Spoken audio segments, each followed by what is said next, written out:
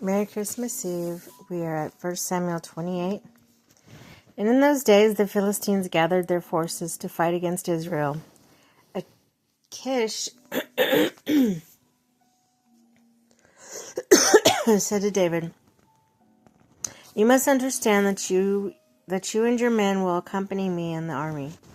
David said, "Then you will see for yourself what your servant can do." Achish replied, "Very well. I will make you my bodyguard for life." Saul and Midian at Endor. Now Samuel was dead, and Israel mourned for him, and buried him in his own town of Ramah. Saul had expelled the Midianites and spiritists from the land. The Philistines assembled and came up camp at Shenum. While Saul gathered all Israel and set up camp at Gilboa.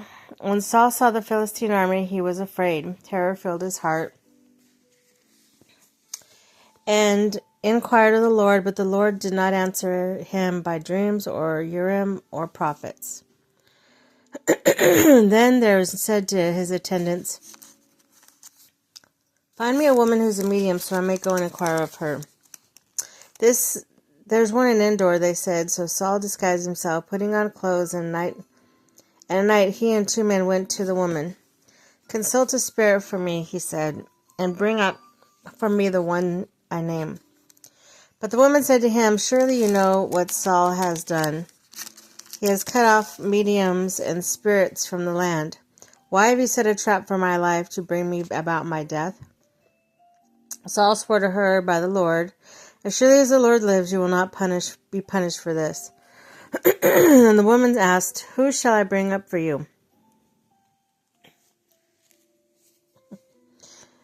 "Bring up Samuel," he said. When the woman saw Samuel, she cried out at the top of her voice and said to Saul, "Why have you deceived me? You are Saul." The king said to her, "Don't be afraid. What do you see?" The woman said, "I see a ghostly figure coming out of the earth." "What does he look like?" he asked. "An old man wearing a robe is coming up," she said. Then Saul knew it was Samuel. He bowed down and prostrated himself with his face to the ground. Samuel said to Saul, "Why have you disturbed me by bringing me up?" "I am in great distress," Saul said. "The Philistines are fighting